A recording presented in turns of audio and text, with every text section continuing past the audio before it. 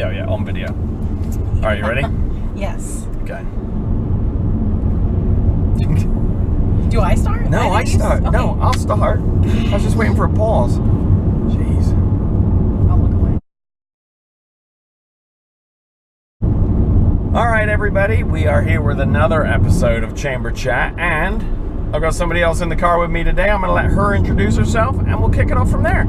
Hello, I'm Spangler. This is super weird to me, but I am a chamber ambassador. I'm one of the newest chamber board members. Ooh, fancy. And I work at the Chintamani Wildlife Center as the executive director. If you're a board member now, which you are you my boss now? We can talk about that later, like off camera. Awkward. Yeah. Hey, so I got to start with this. I was talking to various people about doing this and what Chamber Chat was and that, and people were like, you got to get Sarah. Somebody else was, you got to get Sarah. Got to get Sarah. Like, how many people said that? Like 30, 40, 50? Well, now you're making it sound now it sounds pathetic. No, but like I would say 3 or 4 people were like, Sarah would be great. Why? What's so special about you?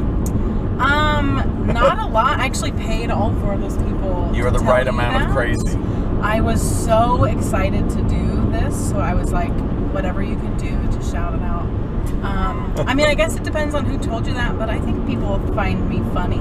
Yeah? And I talk a lot, so they probably were like, she'll at least say words. This will fill some time. Yeah. That's cool. So, I just picked you up from a cool place in town. The Wildlife Center, yes. Let's go. What's going on there? What's that all about? Do you know much about the Wildlife Center? I'm brand You're new, new so I don't know to it. anything other than you save owls. Don't ever admit that you don't know anything. I actually know. I'm testing you. We do save owls. I think we are most known for our wildlife rehabilitation work, which we've been doing for 30 entire years, since 1989, long before I strolled in. But basically, yeah, we admit injured and orphaned and sometimes sick wildlife with the goal of rehabilitating them and then releasing them back into the wild. And then, as you have met Otis, I believe, occasionally it doesn't all work out, and a bird is unable to be released. Usually, they've got some kind of permanent. It's very often a wing injury because they're hunting from flight or migrating or something. So, wing injury is devastating to them, or they are imprinted, so they've become too habituated to humans. Often very, very young, and so it's not always super safe for them to go back into the wild. And so they come to live with us permanently, and then they take part in our education programs where we help people connect with those animals, both as kind of like an individual with their own personality and their story about what's happened to them, and also just their species kind of as a whole. So like you met Otis. Yeah. I think Otis scared you a little bit. It was his first time doing a presentation. Yeah. That was cool. Yeah. I always love to be the first person. Yes. Otis is a 28-year-old great horned owl. I didn't know they lived that long. Yeah, they can live. We have to get permits, so he's permitted at the federal level through U.S. Fish and Wildlife Service. Yeah, and I don't know I forget the handler's name, but Kathleen. But the claws on this owl. Yes. They were crazy. And they've got really strong, like gripping. And he lunged at me. I paid him to do that. He lunged at me. That was deliberate. We did a secret whistle, and then that meant like Otis. No, but you know what was funny? When we talked about Otis, it was he's one of the ones that can't go back into the wild. Correct. Yes. Right? Because he's too hurt. Otis, he's one of our newest birds, so I'm gonna have to think about his story. I believe he was rescued from a forest fire, which he also then was orphaned. That's right. Yeah. And then he was raised by humans, so he's we consider him an imprinted owl. He's super chatty. He's really fun. He hoots a whole lot, which is fun for everybody. Nice. And then he's attracted some of the female great horned owls actually in the woods at Chintamani. Well, hello, Otis. I'm not sure. Man. I don't know that he would know what to do because he doesn't quite behave like a wild owl, but he's a lot of fun. So where do you get these birds or the animals from? So we actually, our biggest resource is volunteer power, and a lot of those people are just bringing in animals that they find. So for example, this morning, this woman came from out in Philomath at a gas station. I don't know which gas station, but she brings us like a brown paper bag And she just said, I don't know if you can help it, but I thought I would bring it here because I definitely don't know what to do. And it's just a little deer mouse, actually. And so it's just people kind of going about their day-to-day routine, and they find some animal that's injured, and then they bring it in. Now, so does that mean you have vets and surgeons and stuff? Animals? We do. Doctors? We've got... Don't try to... red light. Run the red light there. Yeah, so we have a vet who you saw in the parking lot. That's okay. our veterinarian, Claire, who works with us. And then Shout out to Claire. She's fantastic. And then we have our rehab staff, who our most senior person there is Mary. She's our rehab director. She's been there for like almost probably 15 years at this point. Okay.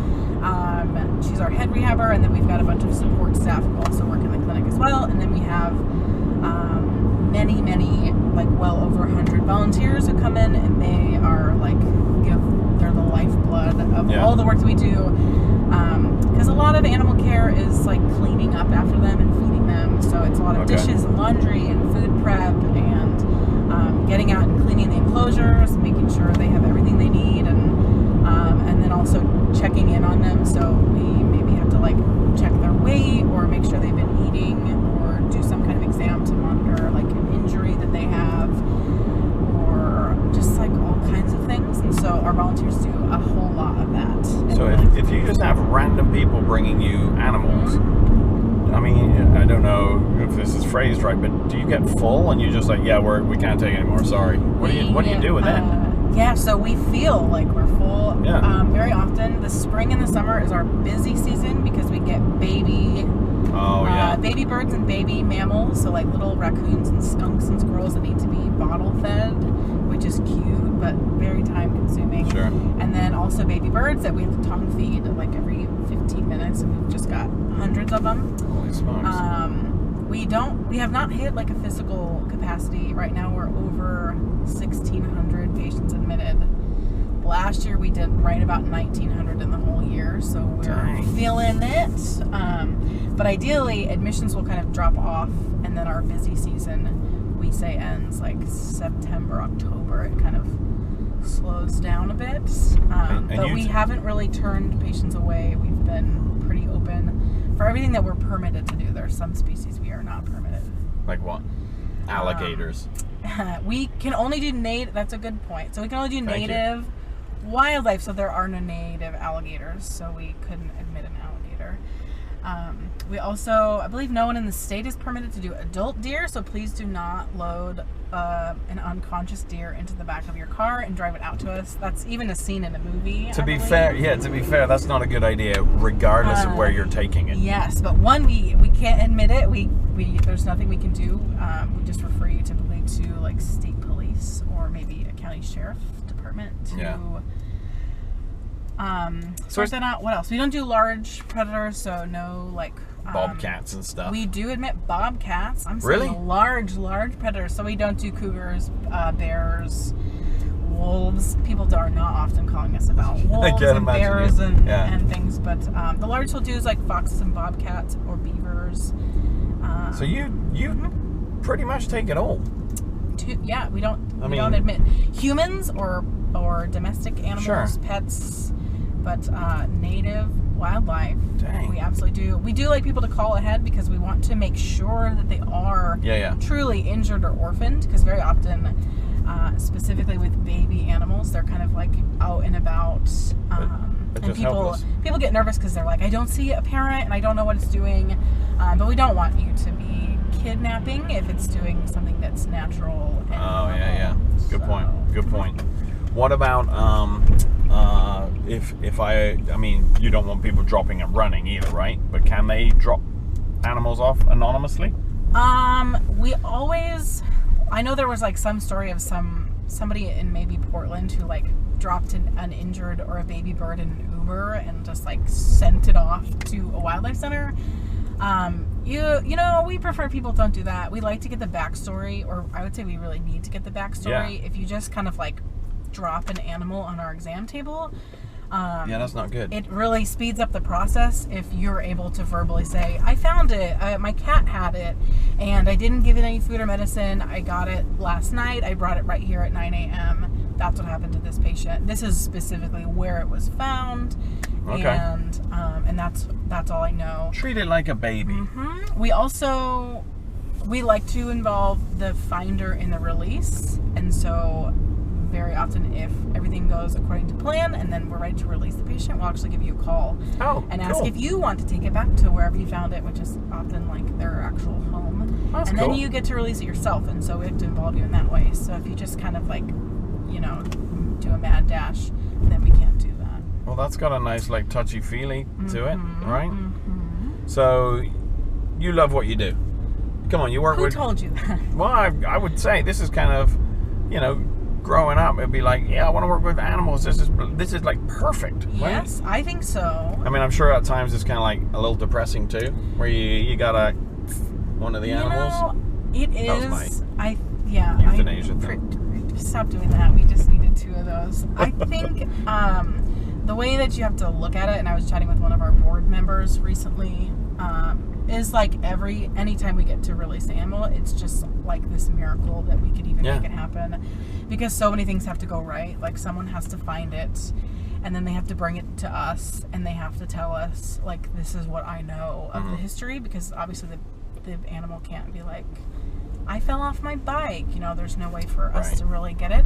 And then, we have to be able to treat it and raise it up and then release it. And so, like, so many things have to go just almost exactly right to even get there. So I think we try to focus on the happy outcomes as, like, these really impressive, powerful moments. Yeah. I just think that, like, everything at Shintimony, we just make miracles happen. I think the world of everyone who works there, everyone is incredibly passionate and dedicated. I think you have to be to do that kind of work. Yeah, I would imagine you do. Because it's long hours. It's physically it's like manual labor a lot of the time. Probably and emotionally fairly draining as well, right? So yeah, and also we don't ever get an animal like writing us a thank you card saying, "Oh, it was so great. Yeah. I really appreciate all that you did for me."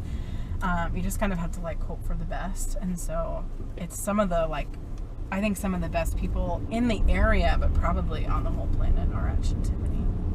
Not including me. Including everyone me. else is fantastic. Yeah, you're the worst one there. Yes. Yeah. And if I'm the worst one, I know then they Jerry is. We have a Jerry. Oh, do you? Oh, awkward. I'm sure Jerry's fine. Jerry's great. Oh, I just made a name up. Wow. He's our facilities. I would call him the facilities or the site manager. He's Jerry's been a with us good for guy then. 12 years. Right. He was on the board. We like Jerry. There's nothing wrong with Jerry, just for the record. There's something wrong with Jerry, but we like him anyway. We accept people as they are. So one of the reasons, like I said, people wanted to be like, get Sarah, is apparently you're pretty cool. You're oh jeez, do a good job around the place. So I'm new to the community. Okay. All right, or newish. I came to college back in the day. Tell me about Corvallis. I mean, what are you into? What do you like to do? I heard you like beer. A lot of people specifically. Whoa. I think Casey said he likes beer, and I was like, great, hire him. I think I'm all for it. Oh, that was part of the interview process. Good. I do enjoy a beverage. Do you? Yeah. And you like beer. I think we have a lot of beer. I think my wife loves wine. I like your wine. Yeah, probably. That's great. Probably a lot of it.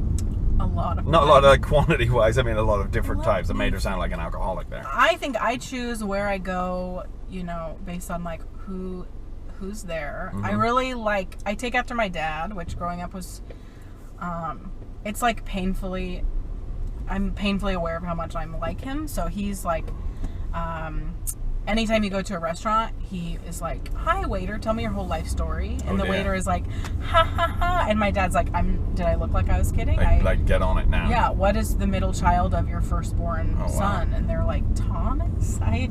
So I'm kind of like that. So I feel like I want to go where I like. You're social. Where there's a lot of people, and specifically where I have like a good chatty relationship with the servers or the bartenders. So I think. All right. Where's your favorite hangout? You can plug it. It's okay. I'm like nervous to say. Don't. That's all right. Because all the people who watch this are gonna flock there and be like, Sarah. Yes, I'm sure. I think I enjoy. I think it's now the Brass Monkey downtown. It used to be the Downward Dog. I like going there. They have good drinks. I really enjoy the bartenders that they have there. I also like the Crowbar, which is around the back of American Dream. Okay, I've been to American Dream. I know where that is. Yeah. What about food? Food-wise... Well, what type of food do you like first? If you had to pick one. If I had to pick one food... Yeah. I feel like I don't know how personal I want to get. No, I think you absolutely should be. Super. Okay, so my partner and I will say, we do what's called keto, which means we like don't eat any carbs. That's so we're right. super boring to go to a dinner party with. So we like to go where there's good salads, which I feel like I'm just going to say American Dream again. Has what do you guys salads. eat? Just we salads? Oh, God. Should have taken that. Do you have a license? I'm just like should have taken that a little slower. Just so saying. I like salads. I think like Sky High has a really great salad. They have a great Bloody Mary if you like that. They have beer. They have wine. So we tend to go there. I feel like I like to go out and have like a little bit here and a little bit there. So that makes sense. Yes. And then for fun, what do you do? You got to be an outdoorsy person. I'll be honest, I just like work, I think. That's how I really? spend a lot of my time. Right now, the most fun I'm having is I work behind the bar at First Base Concessions for the Corvallis Knights. I thought you were going to say this was the most fun you had. Oh, a close second. This is a close second. Oh, Corvallis Knights is not the second. That's the first. That's number one, First Base. So I really am enjoying that. I get to like, there again, I get to chat with people. And you seem like you would chat it up. Chat it up no matter what. Well, and I think the customers are like, I got my beer 8 minutes ago. Can I please go sit down? And I'm like, what? We're not done. We're not done talking. like and your sales are terrible because you just keep chatting. Yeah, I think Jen Beaumont probably is getting complaints. They're like, that gal who won't leave me alone. First Base lady. Not cool. So that's sad. But I do that for fun. I feel like I like to just like, have a chill moment. No, it's cool. And do nothing. There's a apparently there's a place called Taco Vino in town. That's true. So Tasha, I just had Natasha from Barker Erlings. I heard this chicken skin tacos, right? What is up with that? Yeah. What is the confusion about that? They're good. They're good tacos. I get them on lettuce, but I'm very. So I think it's safe to say if you ask anyone what the worst part of the chicken is, if you don't count the feet, you're lying that people will say the skin. Are you being serious? Yeah. That's not a thing. Can I just get out here? Like, just look at a little cat. Right, don't pick it up. We're not doing anything with it. We're not huge supporters of outdoor cats at Chintimity. Okay. All right. Well, that's good. They go after wildlife. Oh, and yeah, that's right. But that's nature. They get hurt by crazy drivers like you. I actually take back anybody I recommended to do this with you. I'm not sure they'd be safe. I'm a safe driver. I'm nervous to like say the opposite because of what might happen to me in this car. Just go crazy. You're very safe. Yeah, I'm not holding on for dear life. No, it's good. White knuckling it over here. It's good. It's fine. It's fine. All right. So a chamber chat. We'll wrap this thing up. I got to play some speed round with you. Okay. I didn't tell you about this part. Someone leaked it. They did. Happen. All right. So you kind of know where we're going with it then, right? I throw out some questions. I don't know where we're going. You answer as fast as you can. Okay, sure. And then you got to justify some of your answers. I'll justify all of them. Like it. Oh. Okay. What have you got? Best place you ever been? In the Galapagos Islands, hands down. Seriously? Yeah. Oh, seriously, was it the best, or seriously, did I go? Like, did you go? That has to be the best, no matter absolutely. who went. What was cool about it? What did you like about it? The wildlife. Just everything. So when I was in college, I studied biology, which is loosely how I'm qualified to work at Chintimity. Right. And at some point they were like, you could do an international internship. Here's the list of places. And I was like, Galapagos Islands is on there. Why is there any other option on the list? And the advisor was like, most people don't go there, which I found confusing. So I actually lived there for like 3 months and did an internship, which was just manual labor. Got good with a machete. How do you get there? What's the route you take? You take a plane. And then you take another plane, and then you take another plane. So I flew into Quito. You're hard work. And then you take a little baby plane, and actually the most terrifying thing, I speak okay Spanish. Okay. Like, if I need to understand you, I can. Okay. So I'm on this little plane, and there's an announcement right as I'm like, I see the islands, and I'm like, and then over the the plane announcement thing, someone is like saying words, and they say it all in Spanish first, and I'm like, I don't care about that. I'm looking at the islands. And then mist comes out of all of the components, like where the oxygen masks fall, just mist, and I'm like, oh my God, we're gonna die. We're all gonna die. And then in English, he's like, don't be alarmed. This is just to make sure they don't want like the spread of, I think it's like invasive bugs or seeds and things. So they like gas the whole plane. And so like this gas starts shooting out of it. And I was like, oh my God, I'm gonna die. College kid. And then actually I was fine.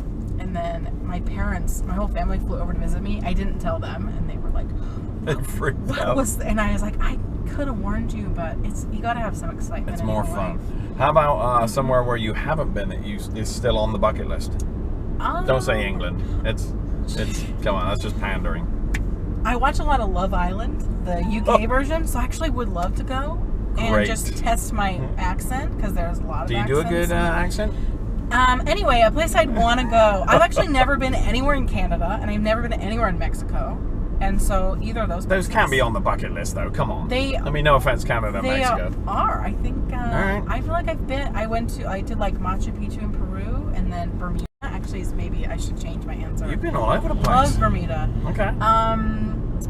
But yeah, I would say like I want to go to Canada. All right. I hear it's very different from here, right?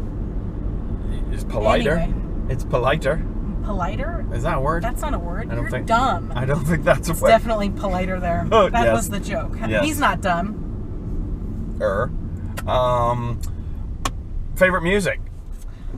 Oh God. I don't like to put a ton of effort into like what I consider a leisure activity, so I just am on Spotify and I'll just be like, recommend something, and it goes this, and I go, yeah, sure. So I'm really not. So Tasha said that her favorite music was country rap. music. No, it was rap. Oh. Same reaction, right? And I don't want to stereotype. I believe her. But I'm like, what? No. Yeah, I believe that. She just went to see Garth Brooks, did she not? Right, but he's not known for his rap music. Well, I think you'd be surprised. Pretty sure he's not a rapper. Yeah, I bet he could rap if he needed to. No. I bet you could. I think you're wrong. Just go for it. No. All right. Wrapping it up. Favorite person you've ever met? Not favorite, most famous person. Well, obviously, yes. Thank you.